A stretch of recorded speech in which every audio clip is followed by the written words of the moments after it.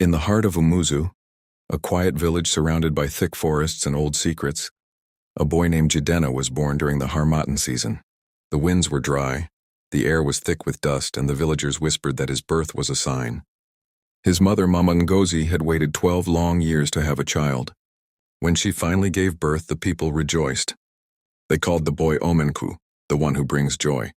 But they didn't know that Jidenna was not just a blessing. He was a mystery. From the time he was 5, strange things happened around him. When he cried, the skies darkened. When he laughed, flowers bloomed, even in dry season. Once a snake tried to bite him, but it turned into smoke. Elders began whispering that the gods had touched this child. Some said he was chosen. Others said he was cursed. The village herbalist Dibia Uche warned Mama Ngozi, "Protect this child. His gift can heal or destroy." But as Jidenna's powers grew, so did envy. Jidenna was kind, gentle, and quiet. He helped old women fetch water. He helped farmers call rain by placing his hands on dry soil. But Obinna, the village chief's proud son, hated him. Obinna was loud and arrogant. He had always wanted to be the greatest in the village. But no matter what he did, everyone talked about Jidenna. "He healed my son," one would say. "He brought my missing goat back," another would say. It burned Obinna with jealousy.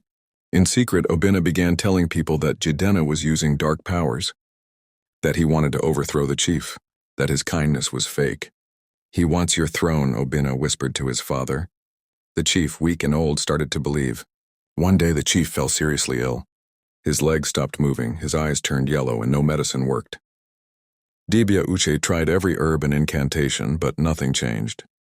That was when Obinna made his move. "It is Jidenna," he shouted in the village square. "He wants my father dead. He is behind the sickness." The people gasped. Fear gripped the village. Mama Ngozi ran to defend her son. "My son has only helped you," she cried. But the crowd had turned cold. "Let the gods judge him," they shouted. "Send him to the evil forest." That night, they dragged Jidenna, tied in ropes, to the forest that no man returned from. He looked back only once, to see his mother screaming in pain. Obinna stood smiling. The forest was dark. It breathed. It whispered. Jidenna wandered for 3 days without food or water. Strange shadows followed him. He heard voices calling his name. On the 4th night, just when he thought he would die, a white light appeared. It was an old woman glowing, her eyes bright like stars. "You are the chosen one," she said.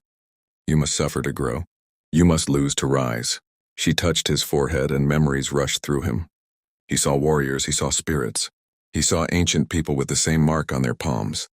He was part of something greater. When he woke up, the forest had changed. It was glowing blue. Trees bowed as he passed. The animals sat still, watching him. Even the spirits whispered his name with respect. He was no longer the same boy. He was now Jidenna, the gifted one. Months passed. Umuzu had forgotten him. The chief lay on his deathbed. Obinna now sat beside the throne, acting as ruler. Then came the day of the new yam festival. The drums stopped when a figure entered the village square. Jidenna. His hair had grown long. His skin glowed faintly. His steps were calm. Fear spread through the crowd. Some screamed, some bowed. Obinna tried to run, but his legs gave way. Jidenna raised his hand. Dark clouds gathered, then gently parted. Rain began to fall.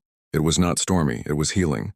He walked into the chief's hut, touched his chest, and whispered words no one understood. The chief opened his eyes. The people fell to their knees. Obinna wept in shame. "I never wanted to rule," Jidenna said. "I only wanted peace." The elders offered him the position of chief. The people begged for his forgiveness, but Jidenna smiled sadly. "There are other villages that need me. My path is not here." He hugged his mother, placed his staff on the ground, and began walking down the red road, disappearing into the mist.